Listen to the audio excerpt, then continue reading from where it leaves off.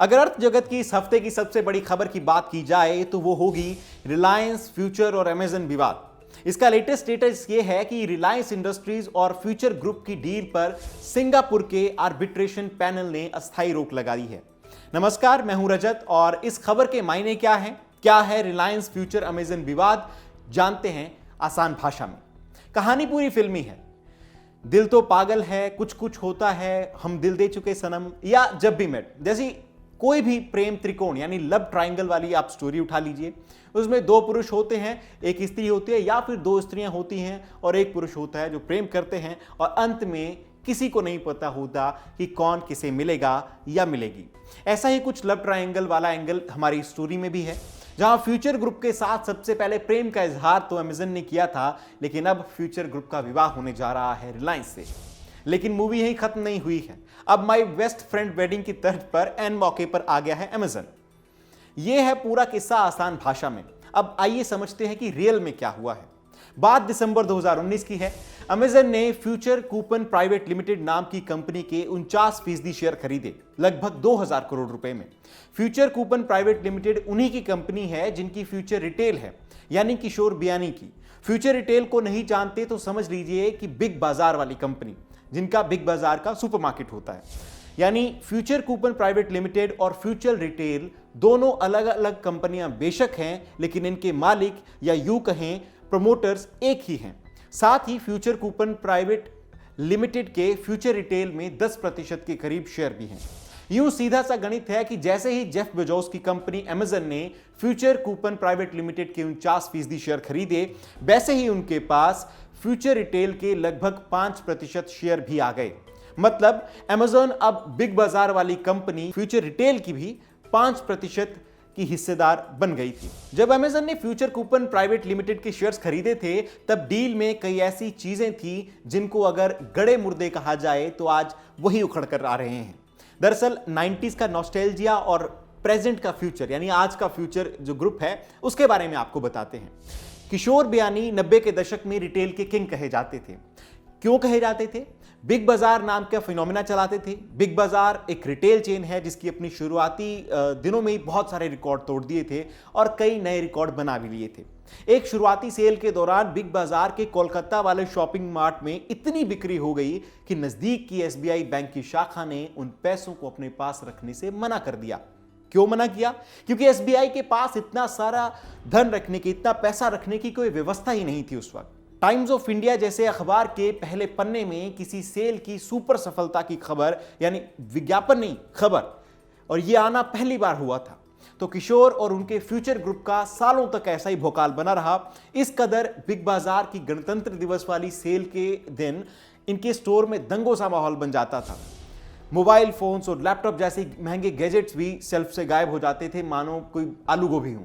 हालांकि 2008 में वैश्विक मंदी की मार इनके बिजनेस पर भी पड़ी, लेकिन ये और इनका फ्यूचर ग्रुप फिर से उठ खड़ा हुआ। बाद में यानी 2012 में बियानी ने सबसे पहले बिजनेस जो अपना था पेंटालून, उसे बिरला ग्रुप को बेचा। रीजन वही था जो अब है, पैसों की कमी। अब साल 2020 में जब इन्होंने स्वीकारा कि ओवर डाइवर्सिफिकेशन ही इन्हें ले डूबा है। डाइवर्सिफिकेशन का मतलब होता है एक से ज्यादा क्षेत्रों में अपने हाथ पांव आजमाना, और ओवर डाइवर्सिफिकेशन मतलब चादर से लंबे पांव पसार लेना। फिर इन्होंने कर्ज वापस लौटाने में देरी की या फिर अटकाया क्योंकि पैसा था ही नहीं, और फिर आया कोविड-19। मतलब फ्यूचर ग्रुप के लिए ये करेला वो भी नीम चढ़ा वाली स्थिति हो गई थी। लॉकडाउन के चलते इनके सारे स्टोर्स बंद रहे और घाटा बढ़ता गया, क्योंकि रोजमर्रा के खर्चे तो हो ही रहे थे, सैलरी से लेकर स्टोर्स तक का किराया वगैरह। अब इन्हें पड़ी जल्दी किस बात की? कर्ज मुक्त होने की। तो आप कैसे हो कर्ज मुक्त? ऑफ कोर्स आप अपना बिजनेस बेचना पड़ सकता है उसके लिए, पर इतना भारी तामझाम खरीदेगा कौन? रेस्क्यू में आए मुकेश अंबानी, बोले मैं खरीदता हूं। उन्हें भी प्रॉफिट था, उनका रिलायंस स्टोर जो था वो दुगना बड़ा हो रहा था। यूं सौदा तय हो गया 24,700 करोड़ रुपए में।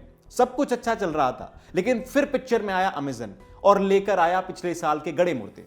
अमेजन ने जब पिछले साल फ्यूचर कूपन प्राइवेट लिमिटेड के शेयर्स खरीदे थे, तो न केवल उसे फ्यूचर रिटेल में 5% के करीब की हिस्सेदारी मिली थी, बल्कि कुछ एक्सक्लूसिव अधिकार भी मिले थे। क्या थे ये अधिकार?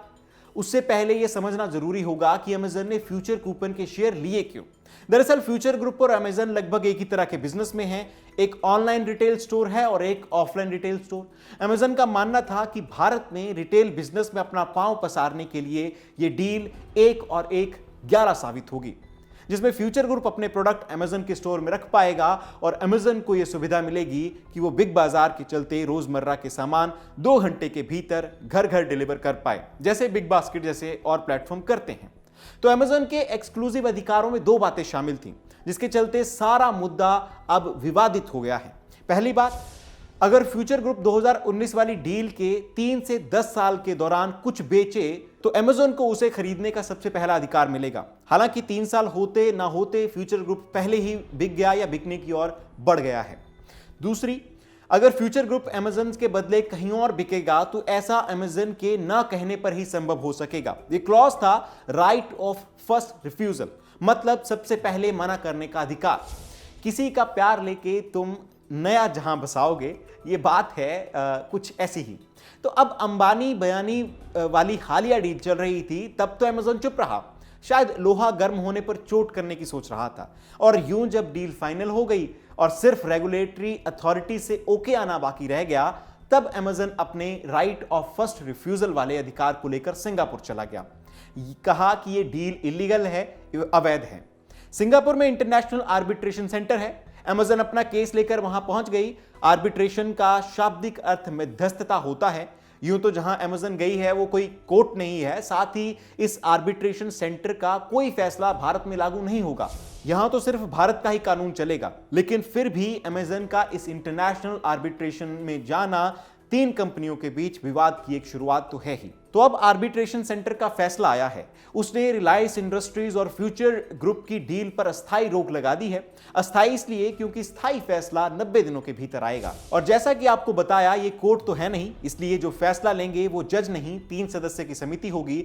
इस समिति में 1 सदस्य फ्यूचर ग्रुप से, 1 अमेजन से और 1 तटस्थ होगा। अब चूंकि इस आर्बिट्रेशन सेंटर का फैसला काफी हद तक अनौपचारिक होगा, इसलिए देखना है कि फैसला आने के बाद अमेजन क्या भारतीय कोर्ट का दरवाजा खटखटाएगी। उधर मुकेश अंबानी की रिलायंस का कहना है कि रिलायंस फ्यूचर की ये डील पूरी तरह भारतीय कानूनों का पालन करती है और हम जल्द ही ये डील पूरी करना चाहते हैं। आपके लिए आसान भाषा में ये पूरी जानकारी दी है मेरे साथी दर्पण ने। देखते रहिए द ललन टॉक।